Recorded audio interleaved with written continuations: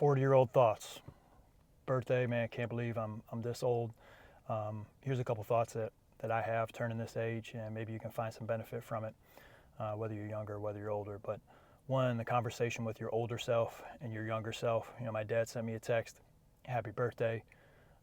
You've had a great first half, right, as far as your life goes. And I can't wait to see what the next half has in store. And man, that's a great message I had from my dad this morning. And as I think about that, it reminded me of a sticky note that I had in my car when I was running around doing all my camps this summer, and it said 11-year-old Steven. And what that means is when you're 11 years old, if you were to have a conversation with your current self, and your current self, if you say, hey, 11-year-old, here's the stuff we're doing now. Here's where we're at. Here's where our life has taken us. Is that 11-year-old going to be proud? Is it going to be excited? And looking at that, I'm reminded of if I would have told my 11-year-old self the stuff that I've been able to do so far, the people that I've been able to work with, the purpose and the drive that I feel like God has given me. He's given me an able body. He's given me health. He's given me a real passion for basketball, for youth, and combining those things. He'd be very proud, right, of his older self. And then the other thing is have a conversation with your older self, with your future self, your 40, 50, 60, 70, 80-year-old self, right? Would they be proud of how you're currently spending your time? Maybe this first 40 years, has it gone how you wanted it to? You can change it, right? You can make the most out of the time that you've been given on this earth moving forward. And so that was a great text message. Another message that I had from a relative was, everything leading up to 40 was practice, right? And I know what he means, right? Certainly we're making big decisions and all those things before we're 40 years old. I'm married, I have kids, right? Career, all those things. But when you're 40, hopefully you have a little more of a definition, right? And a vision and a clear guide of what it looks like moving forward for your life, with your relationships, with your family, with your career. And so I can't wait for this next decade, right? Because I have a very clear vision for what I want to do with my family, with my wife, with where we live, with my job and the people that we're going to impact over this next decade. So I can't wait. That fires me up. I'm excited. That's one of the reasons I get up every day and I work out. I work out because I'm working out not just for me. I'm working out for my family, right? Health. I'm working out for all the players that I work with, right? And I wouldn't ask you to do anything that I wouldn't do myself, right? And so I'm pushing the gas, right? Trying to get better myself. For the coaches that I get the chance and the privilege to work with, I'm trying to lead by example, right? And say, man, there's levels to work ethic. There's levels to time and dedication and getting after it, and that has value.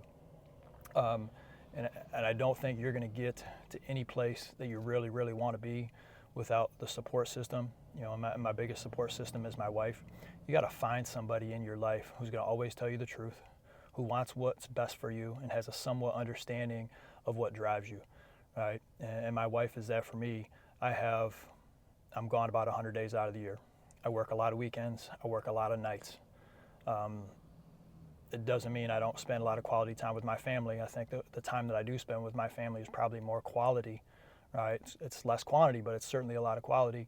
And so when you have somebody around you that understands that understands that fire that burns inside of you and that wants what's best for you, now I can be my best self, right? But I can't be my best self, right, if she's not supporting me, if she's not in my corner, if she's not telling me that she's proud of me. And the same thing goes for her drive, right, as a college professor and the stuff that she's doing and the people that she's impacting and the people that she gets to speak to and molding future lives, right, at the college level. She's got to have somebody like me in her corner. But it's not just about being around somebody who wants what's best for you. It's about being around someone who's going to tell you the truth. And I think that's a combination that is rare. And when you find somebody like that, right, hopefully it's a spouse, but if it's not, you got somebody who's close to you, right, and they want what's best for you. They're in your corner. They support you. And they're always going to tell you the truth as far as like, hey, I don't think, we're headed in the right direction. I think we need to rethink about this. Maybe there's big thoughts that you've had and you can have like some deep conversations without getting mad at each other.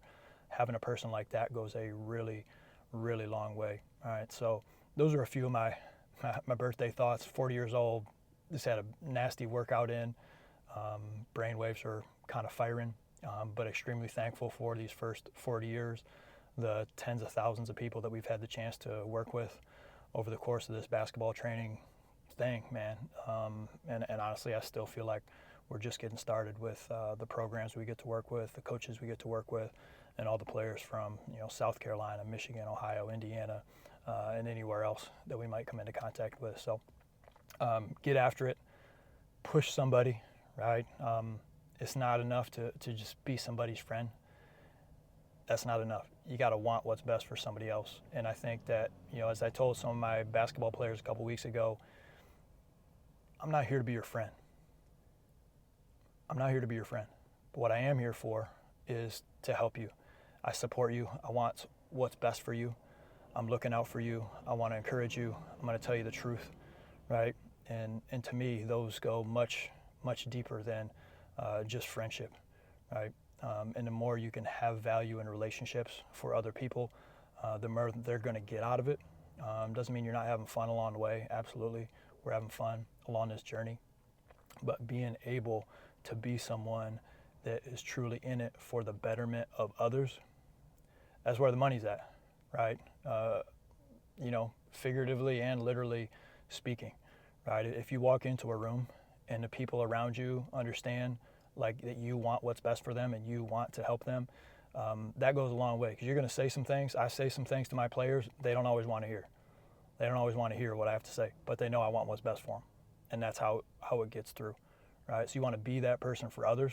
It's built with equity. It's built with sweat equity. It's worth sweat equity, with time put in. And then you want to be able to surround yourself with people who do the same thing for you. And when you can ping pong those relationships back and forth, that's where we all get better. Get after it.